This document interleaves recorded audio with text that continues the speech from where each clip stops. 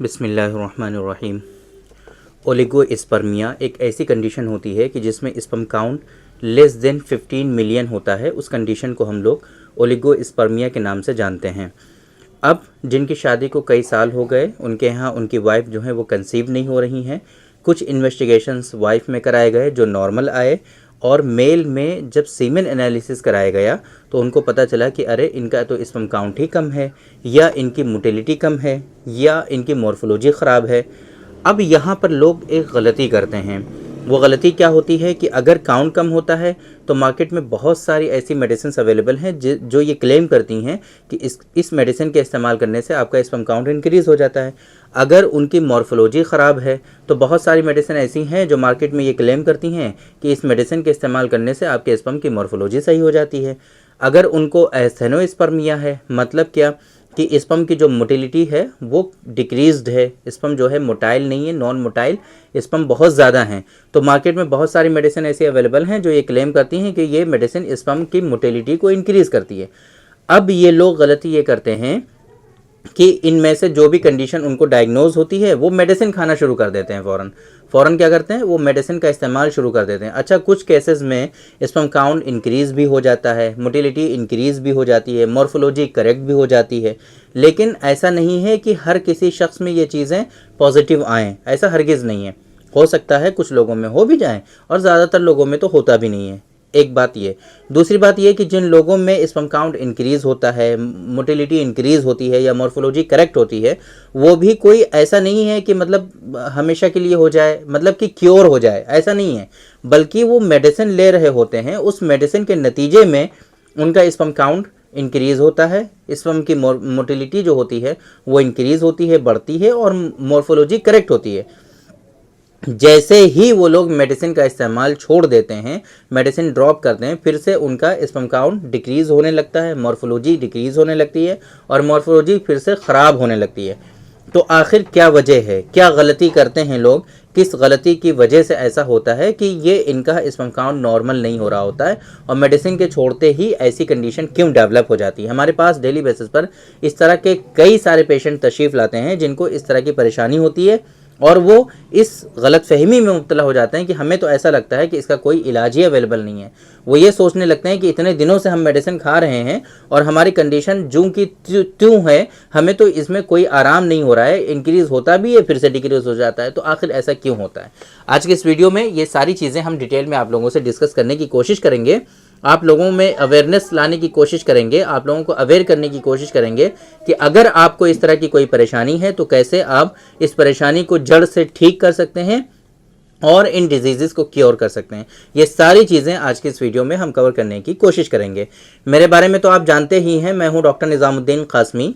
As a sexologist and infertility specialist हम पिछले 11 सालों से वर्क कर रहे हैं। यह हमारा सेंटर सायरा हेल्थ केयर है, बाराबंकी उत्तर प्रदेश में सिचुएटेड है। हमारे यहाँ प्योर हर्बल मेडिसिन के थ्रू क्योरेबल ट्रीटमेंट देने की कोशिश की जाती है। अगर आपको सेक्सुअल डिसऑर्डर्स हैं, अगर आपको इनफर्टिलिटी है, आप ट्रीटमेंट ले करके थक चुके हैं, आपको कोई आराम नहीं हो रहा है, तो आप एक मरतबा हमारे सेंटर सायरा हेल्थ केयर तशरीफ़ ला सकते हैं। ये सायरा हेल्थ केयर बाराबंकी उत्तर प्रदेश में सिचुएटेड है। बाराबंकी बस स्टॉप और रेलवे स्टेशन से बिल्कुल वॉकिंग डिस्टेंस पर है। आप आराम से टहलते हुए हमारे यहाँ तशरीफ़ ला सकते हैं। अगर आप दूर हैं, किसी दूसरी कंट्री में हैं, अभी आप नहीं आ सकते हैं, तो आपके लिए हमारे यहाँ ऑनलाइन कंसल्टेशन की फैसिलिटी भी अवेलेबल है। हम इसके लिए हमारी वेबसाइट है www.sairahealthcare.com। इस वेबसाइट पर विजिट करके आप दुनिया के किसी भी कोने से अपना अपॉइंटमेंट शेड्यूल कर सकते हैं और आप डायरेक्टली हमसे कंसल्ट कर सकते हैं। देखिए, ओलिगोस्पर्मिया, एस्थेनोस्पर्मिया या टेरेटोस्पर्मिया। ओलिगोस्पर्मिया का मतलब स्पर्म काउंट जो है वो नॉर्मल काउंट से कम है अगर, तो उसको हम लोग ओलिगोस्पर्मिया कहते हैं। अगर मोटिलिटी नॉर्मल रेंज से अगर कम आ रही है तो उसको हम लोग एस्थेनोस्पर्मिया कहते हैं। अगर मॉर्फोलॉजी नॉर्मल मॉर्फोलॉजी से कम आती है तो उसको हम लोग टेराटोस्पर्मिया के नाम से जानते हैं। अब अगर आपके अंदर इस तरह की कोई कंडीशन डेवलप हो रही है तो बहुत मर्तबा क्या होता है, बल्कि ज़्यादातर ये समझिए कि अगर ये इस तरह की कोई परेशानी आपके अंदर है तो उसके पीछे कोई ना कोई कारण होगा, कोई ना कोई फैक्टर होगा, कोई ना कोई कोज होगा जिसकी वजह से आपके अंदर इस तरह की परेशानियां डेवलप हो रही हैं। तो आखिर वो क्या कोज है, जो आपके स्पर्म काउंट को डिक्रीज कर रहा है। आखिर वो कौन सा कॉज है जो आपके स्पर्म की मोटिलिटी को डिक्रीज कर रहा है, आखिर वो कौन सा कॉज है जो आपके स्पर्म की मॉर्फोलॉजी को ख़राब कर रहा है, ये चीज़ डायग्नोज करना और उस कॉज को रिमूव करना अकॉर्डिंग टू उसूल इलाज, यूनानी सिस्टम ऑफ मेडिसिन का जो उसूल इलाज है, उस उसूल इलाज के अकॉर्डिंग आप इसको जब ट्रीट करेंगे तो ये आपकी बीमारी जड़ से क्योर हो जाएगी और ये डिजीज़ आपकी परमानेंटली क्योर हो जाएंगी। मेडिसिन को छोड़ देने के बाद फिर आपका स्पर्म काउंट कम नहीं होगा, आपके स्पर्म की मोटिलिटी डिक्रीज़ नहीं होगी और आपके स्पर्म की मॉर्फोलॉजी फिर से ख़राब नहीं होगी। गलती लोग यही करते हैं कि रूट कोज को डायग्नोज नहीं कर पाते हैं, रूट कोज को आइडेंटिफाई नहीं कर पाते हैं कि किस वजह से आपके अंदर स्पर्म काउंट कम हो रहे हैं, मोटिलिटी क्यों डिक्रीज हो रही है, मॉर्फोलॉजी क्यों ख़राब हो रही है, जिसके नतीजे में वो रूट कोज जब प्रॉपर वे में वेल नोन ही नहीं है, आपने उसके बारे में जाना ही नहीं, तो उसका क्या उसूल इलाज होगा, उसका क्या लाइन ऑफ ट्रीटमेंट होगा, ये चीज़ तो आप बिल्कुल फॉलो करेंगे ही नहीं। जाहिर सी बात है ना।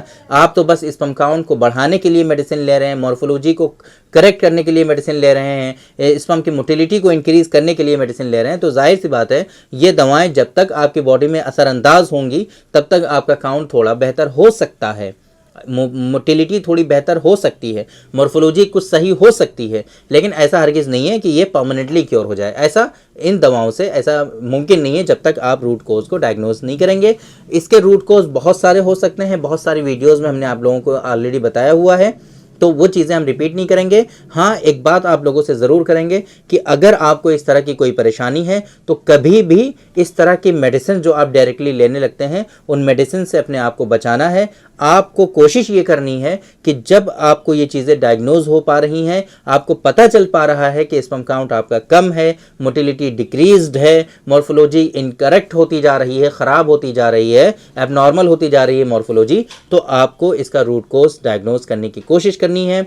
कैसे? आप अपने नियरेस्ट जो अच्छे इनफर्टिलिटी स्पेशलिस्ट डॉक्टर हैं, आप उनके यहाँ विजिट करिए, आप वहाँ तशरीफ़ ले जाइए, उनसे कंसल्ट करिए, आप प्रॉपर इन्वेस्टिगेशंस कराइए कि क्या जांचें हो सकती हैं, कैसे हम डायग्नोज कर सकते हैं कि क्या परेशानी है आपको। ये सारी चीज़ें जब आपकी समझ में आ जाएंगी प्रॉपर वे में, जो रूट कोज होगा वो आइडेंटिफाई हो जाएगा, वो डायग्नोज हो जाएगा, तो इंशाल्लाह ये बीमारियां भी आपकी जो proper line of treatment follow किया जाएगा, रूट कोज को रिजॉल्व करने की कोशिश की जाएगी, तो ये बीमारी इंशाल्लाह आपकी जड़ से ख़त्म हो जाएगी।